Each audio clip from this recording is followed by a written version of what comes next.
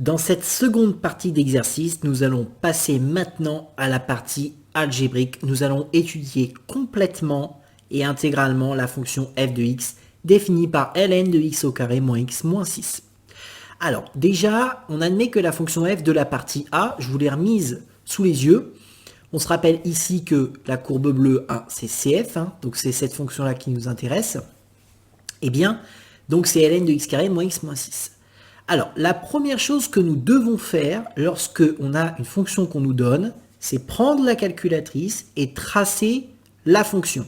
Alors, il faut faire très attention parce que la courbe qu'on vous donne ici, eh bien, on voit ici que la fonction, elle est définie sur 3 plus l'infini. Mais le souci, c'est qu'en lisant les questions, on nous demande l'ensemble de définition de la fonction f. Donc, si l'ensemble de définition c'était 3 plus infini, si c'était si évident graphiquement, on ne vous poserait pas la question. Donc à chaque fois qu'on vous donne la fonction, réflexe, calculatrice, je vous la mets sous les yeux, d'accord?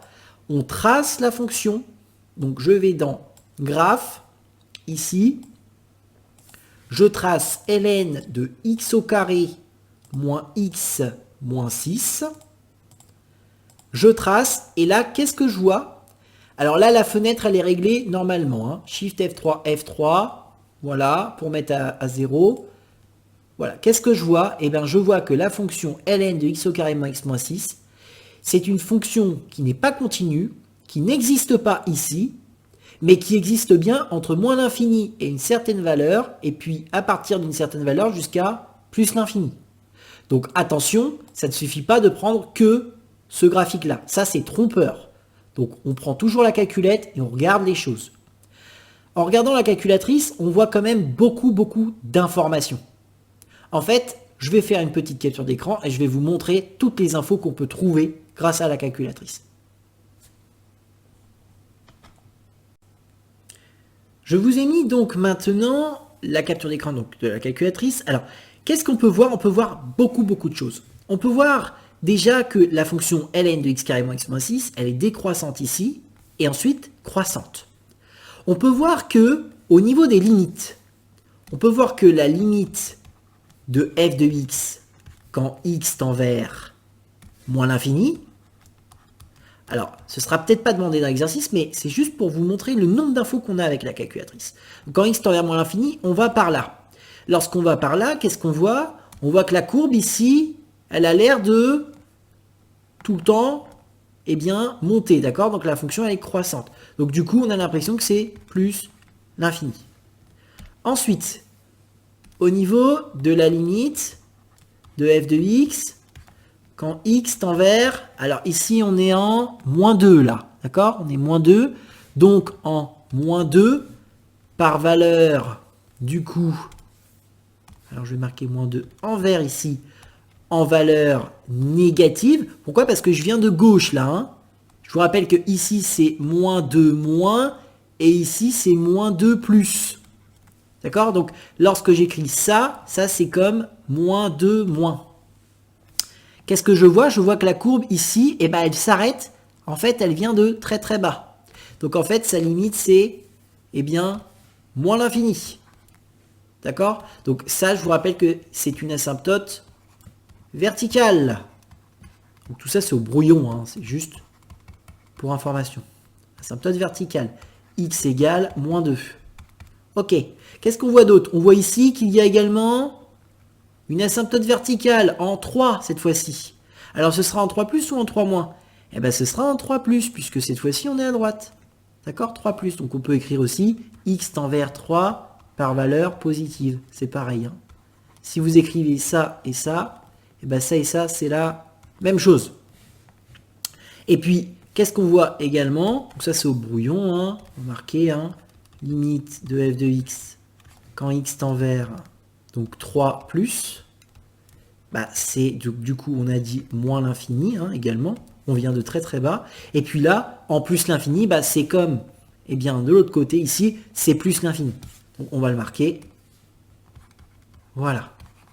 Limite de f de x, et ben c'est égal à plus l'infini quand x tend vers plus l'infini. On a plein d'infos. Voilà. Alors maintenant, Eh ben, on va chercher l'ensemble de définitions. Bah, là, en fait, directement, à la calculatrice, on le voit. On voit que la fonction, elle existe entre moins l'infini jusqu'à moins 2. Et elle recommence à exister entre 3 et plus l'infini. Essayons de démontrer que eh ben, cet ensemble de définitions est le bon par le calcul. C'est parti. Nous allons marquer, donc pour la première question, la fonction f existe. Si et seulement si, eh bien, nous avons x au carré moins x moins 6 qui est strictement supérieur à 0. Et bien pourquoi ça? Parce qu'ici on a un ln, et le ln, on sait que ce qu'il y a derrière le ln, c'est toujours strictement supérieur à 0. Voilà, c'est pour ça que je fais ce calcul. Alors, comment on fait pour trouver les racines? Nous allons calculer le discriminant delta. Mais avant ça, on va marquer les valeurs de a, b et c. Je vous conseille de le faire. Petit a, c'est 1, b, c'est moins 1, et c, c'est moins 6. Je vous rappelle qu'on ne met pas les x ici, hein, on met que les valeurs. Allez, b carré moins 4ac. b au carré moins 4ac. Vous marquez votre calcul, vous ne faites pas tout dans votre tête. Vous écrivez, vous maximisez vos points. Voilà. Allez, delta est plus grand que 0. Il y a 2 racines distinctes. Hop. Allez, on va chercher ces racines-là. x1, c'est moins b, moins racine de delta sur 2a. Moins b, moins racine de delta sur 2a. C'est-à-dire 1 moins 5 sur 2, c'est-à-dire moins 4 sur 2, c'est-à-dire moins 2. Bah, ça tombe bien, c'est ce qu'on avait dit là tout à l'heure en vert. Ensuite, x2 moins b plus racine de delta sur 2a. Allez, ça nous donne 1 plus 5 sur 2, c'est-à-dire 3. Allez, comment on fait pour vérifier rapidement que les racines sont les bonnes? Bon, graphiquement, à la calculatrice, on le voit. Mais, petite technique, hein, x1 fois x2 est égal à c sur a. Allez, donc ça on le fait mentalement, hein, toujours. Hein. x1 fois x2, moins 2 fois 3, moins 6. c divisé par a, moins 6 divisé par 1. Ça fait moins 6 aussi. Je suis sûr de mes racines. C'est bon. Je dois résoudre cette inéquation. Petit tableau de signes. On y va. On met x entre moins l'infini et plus l'infini. Nos racines, comme ceci. Hop. Et puis, je vais mettre ici, donc, le signe. Je marque le mot signe. Hein, x au carré moins x moins 6. Je descends mes 0. Je prends la valeur de a et je la mets la plus à droite possible. Petit a vaut 1. Très bien. Donc, je le marque ici. Petit a vaut 1. A est plus grand que 0, donc ici je mets plus. Je traverse 0, moins et plus. Et donc c'est bien ici que la fonction, elle existe. Donc l'ensemble de définition de f, c'est moins l'infini, moins 2, union 3, plus l'infini. Avec des crochets ouverts partout. L'infini, c'est interdit de le prendre. Et puis là, eh bien on avait strictement un supérieur à 0. Donc eh ben, on ne peut pas prendre. Voilà pour la première question. Et c'est bien ce qu'on a graphiquement. Donc attention à ne pas prendre que ça en compte. Et puis pour simplifier nos calculs, donc dans la suite de l'exercice, on va s'intéresser qu'à cette partie-là. En fait, on va travailler que ici. D'accord? Alors on y va. Calculer les limites de la fonction f aux bornes de l'intervalle 3 plus l'infini. 3 plus 3 ouvert. D'accord? 3 à droite. Donc du coup, nous, graphiquement, avec la calculatrice, on a déjà la réponse. Hein. On voit que 3 en 3 plus, c'est moins l'infini. Et en plus l'infini, c'est plus l'infini. Donc il va falloir démontrer ça par le calcul. Alors là, attention, limite, on a une composition, on a ln de u, on a ln de grand X. D'accord? Donc quand on a la composition, eh ben, on fait la limite du polynôme en premier. Allez, c'est parti, on va faire la limite en 3+. Allons-y. Question 2. C'est 2 ou c'est... non, c'est 1b. Excusez-moi, donc 1b. Alors, 1b. Donc on fait la limite de x au carré moins x. C'était quoi? X au carré moins x moins 6. quand x tend vers 3 plus. Alors là, attention, je vous rappelle qu'il est interdit de factoriser lorsque x tend vers un nombre. On a le droit de factoriser uniquement lorsque x tend vers plus ou moins l'infini. D'accord? Donc si vous écrivez que c'est la limite de x au carré facteur de nanana, bah c'est pas bon. D'accord? Donc on y va. Allez, on fait tout mentalement, d'accord? On n'a pas le droit d'écrire ça aussi. Si vous écrivez ça, c'est faux.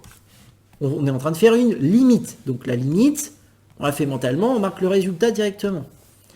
Allez, 3 au carré, 9, 9 moins 3, 6, 6 moins 6, 0. Donc du coup, on va poser grand X qui vaut x au carré moins x moins 6. En fait, je fais ma compo. Et je vais faire donc maintenant la limite de ln de grand X quand grand X tend vers 0. Puisque c'est le résultat qui est là, d'accord, en bleu, que je mets ici. Lorsque je fais ma limite par composition. Et c'est quoi la limite de ln de x quand grand X tend vers 0? Et bien c'est moins l'infini. Parce que ça, en fait, c'est du court. D'accord? Donc du coup, je fais une petite accolade et je vais pouvoir mettre que par composition, eh bien, la limite de f de x, oh, je vais remarquer quand même tout, c'est mieux quand même, pour vraiment voir la composition, limite de ln de x au carré moins x moins 6, quand x tend vers, eh bien, 3 plus, d'accord, ce sera, eh bien, moins l'infini, d'accord, donc la dernière valeur, vous la mettez là, moins l'infini. Voilà, et puis c'est ce qu'on voit ici, hein, d'accord, moins l'infini. Et puis là, on le voit aussi, moins l'infini ici, d'accord. Ensuite, on fait la limite en plus infini.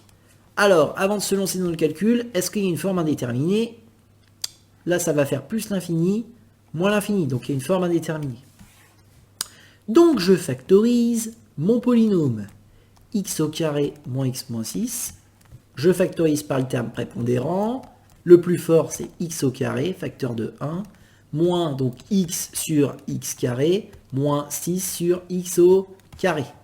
D'accord? Donc du coup, ça me fait bien x carré, facteur de 1, moins 1 sur x, moins 6 sur x au carré. Puis là, je peux me lancer dans ma limite. Allez, limite de x au carré, quand x tend vers plus l'infini. Et ben ça fait plus l'infini. Plus l'infini au carré, hein, ça fait plus l'infini. Limite de 1 moins 1 sur x, moins 6 sur x au carré, quand x tend vers plus l'infini, ben c'est égal à 1. Puisque ici, quand x devient très grand, eh bien en fait, tout le quotient se rapproche de 0. Et par produit, de ce fait, on obtient la limite de f de x, d'accord, quand x tend vers plus l'infini, qui vaut plus l'infini. Et puis, maintenant, au niveau des asymptotes, en déduire une asymptote, ça veut dire qu'il en existe une, et ben elle est là, elle est verticale, d'accord. Donc les asymptotes, je vous donne une astuce toute simple, c'est quand on a un mélange dans les limites. Donc par exemple, pour les asymptotes horizontales, petit rappel de cours, en fait c'est quand on a la limite quand x tend vers, alors ça peut être plus l'infini ou moins l'infini, d'une fonction, et on obtient un nombre. Vous voyez qu'il y a un mélange, là il y a l'infini, là il y a un nombre, donc là il y a une asymptote qui existe. D'accord ? Alors que l'asymptote verticale, alors j'ai plus de place, je vais essayer de trouver de la place ici. L'asymptote verticale, c'est quand on a la limite de f de x quand x tend vers un nombre. Alors pas valeur positive ou négative, hein. C'est l'un ou l'autre, d'accord? Et donc du coup on a un mélange, c'est-à-dire que la réponse c'est plus ou moins l'infini. D'accord? On mélange, il y a un nombre là, il y a l'infini, donc il y a une asymptote. D'accord? Et puis ici, oula, j'ai effacé. Et puis ici, j'ai l'infini et un nombre, donc s'il y a une asymptote également. Donc nous, est-ce qu'il y a un mélange là? Non. Par contre ici, oui, on tend vers un nombre et la limite c'est moins l'infini.